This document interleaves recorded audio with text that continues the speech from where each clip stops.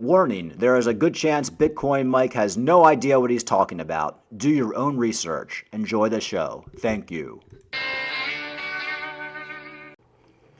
Alrighty then, guys. Let's take a look at those markets. Wow, what a great day to be in cryptocurrency with everything on a dump. So it does look like that Silvergate Bank definitely took a big chunk out of the volume for Bitcoin. And that's probably what's causing this dump. You know, the Silvergate Bank collapse. It went down completely yesterday. This was a major gateway to get USD onto these exchanges, a major way people got money in general onto these exchanges to buy and sell and do whatever. So without the Silvergate Bank, there's that, you know, that takes away volume, at least temporarily. So you are seeing people pull out of the markets. Stocks are down today as well, so you could say Bitcoin's just following stock market. But it does look like Bitcoin does want to go down under 20,000. I've been making videos the last couple of days saying things are looking bearish. And, you know, not just me, pretty much everybody. So it does look like we're probably going to have some, you know, maybe a sub $20,000 Bitcoin, maybe a $19,000 Bitcoin, and then hopefully we go up from there. Gareth Soloway was on Banter this morning, and he was calling for, well, he was actually calling for a short-term pump, which it doesn't look like we're going to get, but he's calling for a possible dump down to 18,000. So let's take a quick listen. How do you see the effects of the last couple of days? What's happened over the last couple of days with Powell's testimony? What has that done to the broader markets? How are you looking at this thing when you look at the charts?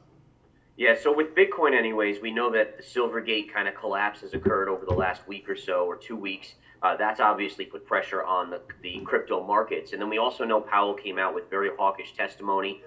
Interest rates are now expected to rise 50 basis points. And that's been putting pressure on basically stocks as well as cryptocurrencies. Now, if you remember last time I was on with you, we talked about how I thought it was unlikely we would break 25,000 and instead we were going to roll over. That's exactly what's happened. Today, I'm going to go slightly bullish in the short term. And again, this is a swing trade, but look at the support here. You have support here and going all the way back to here. You should get some sort of technical kind of relaxation or a little bit of a bounce off of this level. Now, this isn't a long-term bullish call by any stretch. This is more of just over the next few days to the next week. I think we do see a little bit of a bounce in cryptocurrency. Can I show you guys my Matic chart as well? This is one of my favorites here. Look at Matic, how oversold it was right into this here technical level. Look at the bounce that's starting here. You probably get a bounce back to about 118 to 120 on the Matic chart. It's a beautiful one.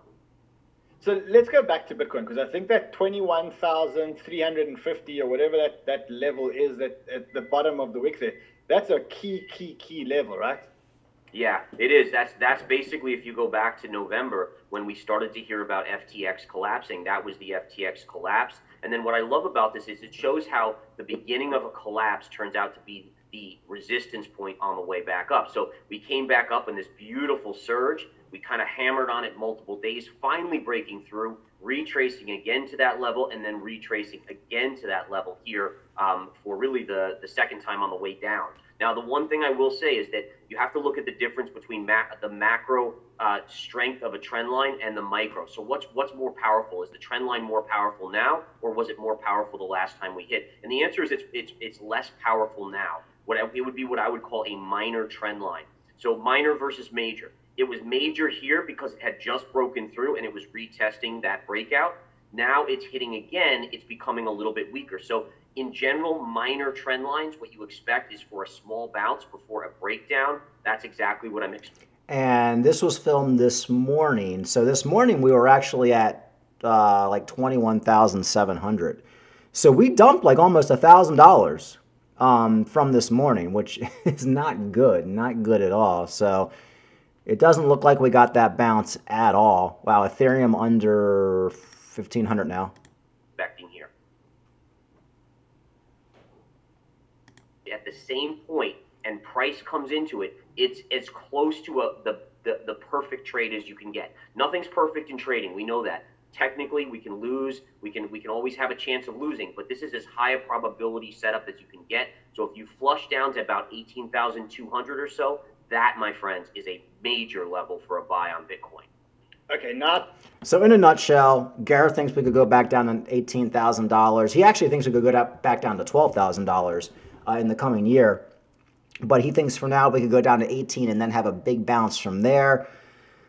Folks, anything is in the cards right now. You just have to remember, if Bitcoin goes down to $18,000, even sub $20,000, these altcoins are going to be, it's like going to be like the sale of the lifetime. Interestingly, Bitcoin's down 5% today, but Ethereum's down 3%. So Bitcoin's actually down in the last 24 hours more than BNB, more than XRP, more than Cardano. So really a lot of this hit is coming on Bitcoin right now. You still got Cardano hanging out above 30 cents at 31 cents. Like I said, I bought a ton of Cardano at like 25 cents, 24 cents. But if we get back down there, I guess I'll buy some more. I mean, the way I see it is, well, first of all, I want to say this is par for the course with Bitcoin. These bear market rallies, you never know when you're going to come out of it. But even if you look at this chart, look at just like 2009. Well, I got into crypto in around 2017. But look how right now, we're in 2018 at $6,000. Everything, okay, 6,000. Oh my God, $3,000. So you go from in October, you're 6, then you go down to $3,000 just a couple months later. Then, now remember, we're still in a bear market for another year and a half at this point. Then, you're at $5,000, $8,000 by June, and then you hang out. Then you're back down to $7,000. So these are typical bear market rallies. They're extremely volatile. This all is par for the course with Bitcoin. And you have to remember, people always say, yeah, but back then you didn't have this news, or you didn't have Silvergate Bank, or you didn't have this. There's always news. Every one of these dumps with Bitcoin in 2020, 2019, 2018, there was horrible news coming out. Wells Fargo isn't letting people buy crypto. China has banned Bitcoin. Then you get out. It's all the same shit. So all the news you see right now, it's the same thing. And the only difference is in a bull market, the news doesn't matter. So you get you get bad news in a bull market, nothing matters. Bitcoin just keeps going up forever. But what we're seeing right now in Bitcoin is 100% just par for the course. Nothing new, nothing to see here. Unfortunately, the problem is you never know, because you don't want to be waiting for a $10,000 Bitcoin and then we don't get it, and then you miss the whole bull run. So anybody in crypto right now, you've been in it for the last couple of years, you're trying to wait for the end of this bear market. Remember, we probably have less than a year left of this bear market. And if we go back down to $15,000, which I don't think we're going to do, but if we go back down to $18,000 or we go back down to $20,000, just cost average in. If you have a couple $1,000s on the side, we break $19,000, put $1,000 in. We break $18,000, put another $1,000 in. Folks, this is an opportunity right now. The lower we go, the more money you're going to make next year. The more pain. Right now, it's almost like if somebody says, hey, look, I'll punch you in the face semi-hard right now, and I'll give you $10,000. Or I'll fucking punch you in the face 5 times as hard as I can, but I'll give you $10 million. Well, what would you choose? You're probably going to choose, well, just punch me in the face, a couple times as hard as you can. I'll take the lost tooth and the possible concussion because I want that $10 million. So the more pain, the more gain. And with crypto, that's how it goes. A lot of people right now are going to get flushed out. They're going to get flushed out of altcoins. If we go down to 18,000, so many people are going to leave the market. And that's when guys like me are going to be buying. And then we're going to sell back to you next year when we go into a bull market. So just don't let this volatility shake you out. Okay. People have been talking about XRP lately. XRP was up. What's XRP at right now? It was up at 39 yesterday. I doubt it's still there. Okay, still at 38. So XRP is up. A lot of people are talking about, XRP, there's been some positive news with the SEC. And a lot of people's telling me, like, oh, you want XRP to lose the lawsuit. No, I don't. I want XRP to win, because if XRP loses, that's going to suck for a lot of other altcoins too. But I do think every time we get like a dribble of news that seems somewhat positive for XRP, you see people flooding into XRP. It's been like this for the last year, and then we basically dump from there. But as far as what's happening right now, can Ripple pull off a win against the SEC? All right. On March 6th, U.S. Judge Alyssa Torres issued a ruling on motions filed by Ripple and the SEC to exclude the comments of expert witnesses from the upcoming summary judgment. She approved and denied the motions in part of underscoring no clear winner and loser in the matter. However, removing the so-called expert, Patrick Doody, is that his name, Patrick Doody? Can you imagine your last name's Doody? Is that for real? Man, people have the weirdest names. Patrick Doody. Oh my God, that's hilarious. Okay, Patrick Doody, whom the SEC roped as its primary witness to testify about the perceptions of a reasonable XRP purchaser, led XRP market participant to believe that Ripple may end up winning a lawsuit. Okay, great. So here's a little summary. Judge Torres excludes witness number 1, Patrick Doody, expert hired to analyze our expectations as XRP holders.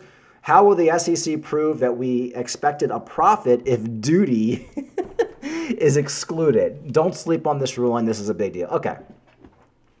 Is this a big deal? I don't know. Probably not. I'm sorry, guys. Every little freaking thing people grasp onto. I mean, okay, so they can't have this expert witness. They'll probably find another one. Does it really matter? I don't know. Look, I hope XRP wins, but it does look like XRP got a little pump from this, and XRP is probably going to dump right back down to 32 cents in the coming days. Oh wow, you have Litecoin at $81. Man, I got to pick up some Litecoin. See, this is crazy. This is exciting. You know, when we were in this like no trade zone for the last couple of days, last couple of weeks, Bitcoin not doing anything, there really wasn't much excitement. Now I'm excited. I got plenty of Theta. Look, Matic, if you had bought Matic at $1.50, you're back down to $1. You've lost like 50%. That's why you don't want to buy this shit after it pumps, folks. You don't want to buy anything after it pumps. Ooh, Dogecoin hit hard. Solana going right back down to $3. And there we go. So I am looking to buy some Litecoin. Litecoin happening in the summer. There's not too much else to talk about, guys.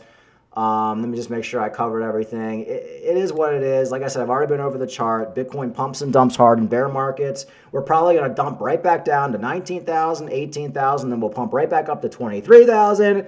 Then we'll be back down to 20,000. Then we'll go up to 26,000. Then we'll dump down to 19,000. I mean, look, it's all right here. Historical. All over. Look at that. Look at that. And then you got the COVID dump. Oh my God, COVID dump, 3,000, 5 or whatever it was, 3,000. Oh my God. And then like a couple months later, you're back above 11. You're back to 11. You're back to $12,000. It's crazy. It's absolutely crazy.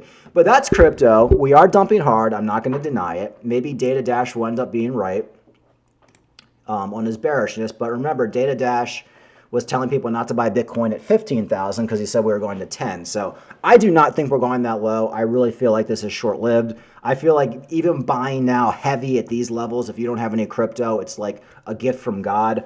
For people already in a market like me, we've been buying all year, under 19,000, under 20,000, some of these altcoins, Cardano under 30 cents. Man, it's a gift from God. It's an absolute gift from God. So we'll monitor the situation. Stocks down, crypto down, Silvergate Bank knocked out some liquidity, so people, you know, it's a temporary thing. You know, people can't get into these markets because the bank has been shut down. Somebody else will take the Silvergate's place. People will find a way. You have the Fed meeting coming up in a couple of days. You have the jobs numbers that came out today that were actually not all that good, which should have pumped the market, which it did at first.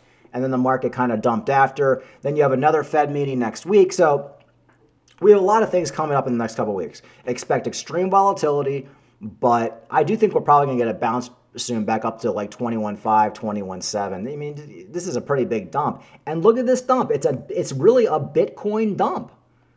I mean, Bitcoin dumping more than a lot of altcoins right now. So there's something going on. Oh, and I hope this dump isn't caused by that Coinbase news where they sent the federal government sent a bunch of money to Coinbase, because this is kind of weird that Bitcoin's taking the brunt of this dump. There could be some massive selling right now with Bitcoin. Could be the Feds. Could be the Feds. We'll see. If it is the Feds, we could drop down to like 19,000 and change, and then shoot right back up to 23,000. So let's let the dust settle. See what the hell's going on here. Why Bitcoin's taking the brunt of this. Of course, the altcoins are getting hit hard pretty too, but usually you'll see Bitcoin down if Bitcoin's down 5%, altcoins will be down like 10, 15%. And you're not seeing that right now. So it makes you think. Is there something else going on? We'll have to see if that's the federal government selling some Bitcoin on Coinbase. If you don't know what I'm talking about, you can look at the story from yesterday that Coinbase or the federal government sent a bunch of Silk Road Bitcoin to Coinbase just yesterday, and maybe they're unloading some. Anyway, we will monitor the situation. It's an opportunity. It's a gift from God, folks. Don't be pussies. Buy these dips if you can get. If you don't have any Bitcoin right now, we're still at a great price. And ignore the noise. Ignore the noise. Ignore the people telling you it's over. Ignore the people telling you that you're an idiot for buying. Just think we're less than a year away from the next Bitcoin halving, and historically we go crazy after that. All right, like and subscribe. Talk to you later.